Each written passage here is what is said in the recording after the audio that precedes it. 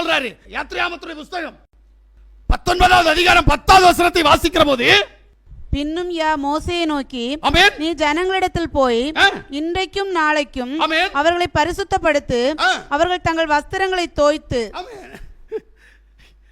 ஐயோ பிரைஸ் இயேசுவா. இங்க ஒரு காரியத்தை ரகசியமா ஒண்ணு சொல்லி விட்டுட்டாரு. ஆனா என்ன செய்யறேன், அதுக்குள்ள போக முடியாது. அவர்களை பரிசுத்தப்படுத்தி, பரிசுத்தப்படுத்துறது ஊடாய் வேற ஒன்னையும் செய்யணுமா? வஸ்திரம் முதல்ல என்ன செய்யணும்னு தெரியணும். எந்த வஸ்திரம்? இந்த சிபிஎம் காரன் சொல்ற மாதிரி வெண் வஸ்திரம் சொன்னா வெள்ளை வெள்ளைன்னு சொல்லுவான். அவனுக்கு தலைக்கு பைத்தியம். என்ன பண்றது? வெள்ளை வெள்ளைன்னா என்ன, வெண்மை என்றால் என்னன்னு தெரியாது. இந்த போர்டு வெள்ளையா இருக்கா வெண்மையா இருக்கா அப்படின்னு கேட்டா அது நல்ல வெண்மையா இருக்கு, ஆனா கலர் வெள்ளைதான். ஆமென். ஆனால் வெள்ளையை பற்றி சொல்லல. வெள்ளைன்னு சொன்னா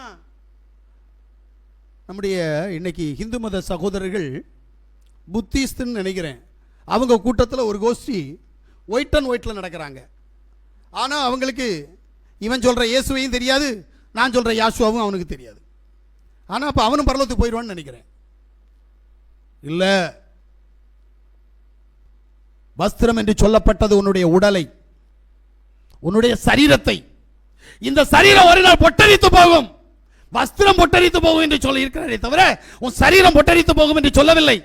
அப்போ உன் சரீரம் எப்படி இருக்கணும்? வெள்ளையா இருக்கணுமா? அப்போ வெள்ளையா இருக்கிற மக்களுக்கு மட்டும்தான், உடம்பு வெள்ளையா இருந்தா மட்டும்தான் பரலோகம் கொடுப்பாரா?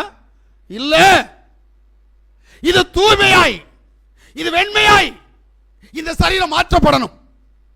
அதுபோல நீ பரிசுத்தமாகுவது உன்னுடைய கிரியில தெரியணும், இல்லைன்னா உனக்கு கஷ்டம். நம்மகிட்ட இருக்கிற பொல்லாப்பு, நம்மகிட்ட இருக்கிற சாபம், நம்மகிட்ட இருக்கிற பாரம்பரிய கட்டு, நம்முடைய பாரம்பரிய சொத்தாகிய பிசாசனுடைய கிரியைகள் நம்மை விட்டு போகணும் அப்படின்னா நாம உருமாற்றம் அடையணும். பாவியாகிய நாம் பாவத்திலிருந்து, பாரம்பரியத்திலிருந்து, துன்மார்க்க ஜீவியத்திலிருந்து நாம் உருமாற்றம் அடையணும்.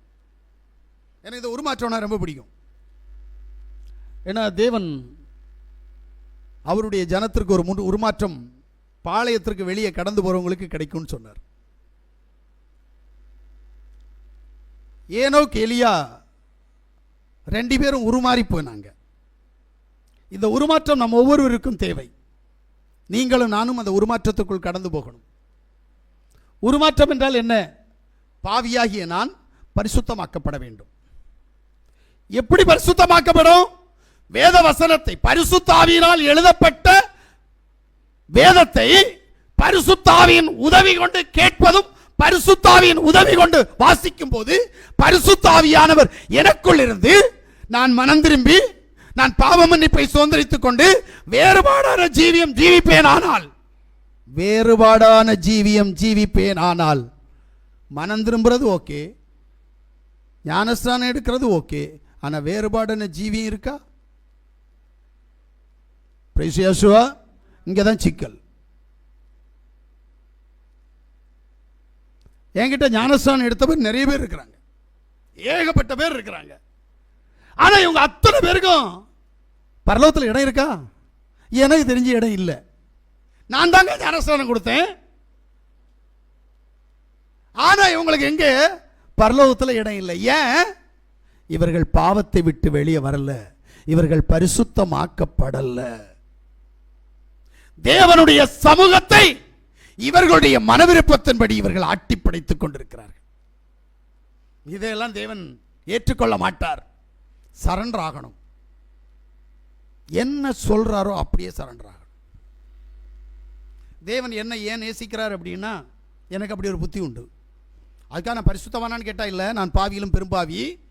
ஆனா எனக்கு என் மூலமாக பேசுகிற செய்தியே என்னை குற்றவாளி என்று தீர்க்கும். அந்த குற்றத்திலிருந்து வெளியில் வருவதற்காக நான் சில வேளைகள் பிரயாசப்படுவேன்.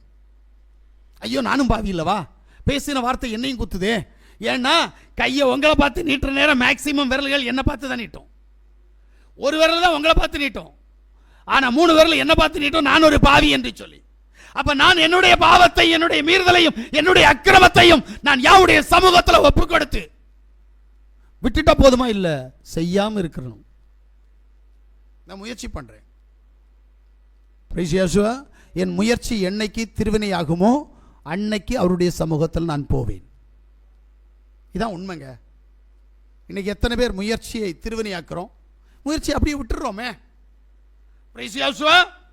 அதனால்தான் சங்கீதங்களுடைய புஸ்தகம் 51வது அதிகாரம் அதனுடைய 7வது வசனத்தை வாசிக்கிற போது, நீர் என்னை ஈசோப்பினால் சுத்திகரியும், அப்பொழுது நான் சுத்தமாவேன். என்னை கழுவி அருளும், அப்பொழுது நான் உறைந்த மலையிலும் வெண்மையாவேன். பிள்ளை ஒன்னதான் கழுவிட்டாரு, ஆனா உறைந்த மலையிலும் வெண்மை ஆகலையே. அதானே உண்மை. எல்லாரையும் தான் கழுவி இருக்கிறாரு. எங்க கழுவினார்? யாசுவா மேசியாவுடைய இரத்தத்தினால், ஞானஸ்நானத்தின் மூலமாக உங்களை கழுவி எடுத்தார். ஆனா ஏன் இன்னும் கிரியை நடக்கல? ஞானஸ்நானம் பெற்ற அடுத்த 24 மணி நேரத்திலேயே பிசாசுக்கும் பாவத்திற்கும் அடிமையா வாழ்ந்துட்டு இருக்கிறோம். முக்கியமா நம்முடைய மனசுக்கு அடிமையா இருப்போம். மனுஷனுக்கு செம்மையாய் தோன்றுகிற வழி உண்டு, அதனுடைய முடிவு மரணம். உன்னை மரணத்துக்கு நேராக வழி நடத்துது. இதை நம்ம புரியணும்.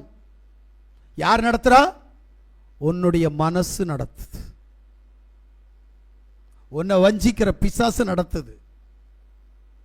என்னைக்காவது நான் செய்துகிட்டு இருக்கிறது பாவம், இந்த பாவத்தை விட்டு வெளியில வரணும்னு நினைக்கிற நீ எத்தனை நாள் அந்த பாவத்தை விட்டு வெளியில வந்திருக்கிற? கொஞ்சம் யோசிங்க. யாராவது சொல்ல முடியுமா? நான் கேட்ட வார்த்தையினுடைய ஊடாய் மனம் திரும்பினேன், பாவ மன்னிப்பை சுதந்திரித்துக் கொண்டேன், பாவமற்றவனாக பாவத்திற்கு எதிர்த்து நான் போராடி வாழ்ந்து கொண்டிருக்கிறேன். சொல்ல முடியுமா? இல்ல. ஏன்? பழகி போன பாவம், பாவத்திற்கு அடிமையா இருக்கிறது. அது ஒரு குசி. அல்லேலூயா. அதனாலதான் வேதம் சொல்லுது, நீ தேவனுடைய பிள்ளைன்னா உனக்கு அடையாளம் இருக்கணும். எப்படி தேவனுடைய வித்து மூடு இருக்குதோ அதுபோல அடையாளம் உனக்கு இருக்கணும். நீ தேவனுடைய பிள்ளையாய் வாழ்றேன்றதுக்கு. நம்மகிட்ட அடையாளம் இல்லை. அடையாளத்தை தொலைச்சு தூர தூக்கி விட்டுட்டோம். அதனால தான் பிசாசு நம்மளை அடிக்கடி வஞ்சிச்சு, அடிக்கடி நம்முடைய பிசாசு குடும்பத்தில், நம்முடைய சரீரத்தில் அது போராடி நம்மை அனாதை ஆக்கி கொண்டிருக்கிறது. இதை முதல்ல புரியணும். இப்போ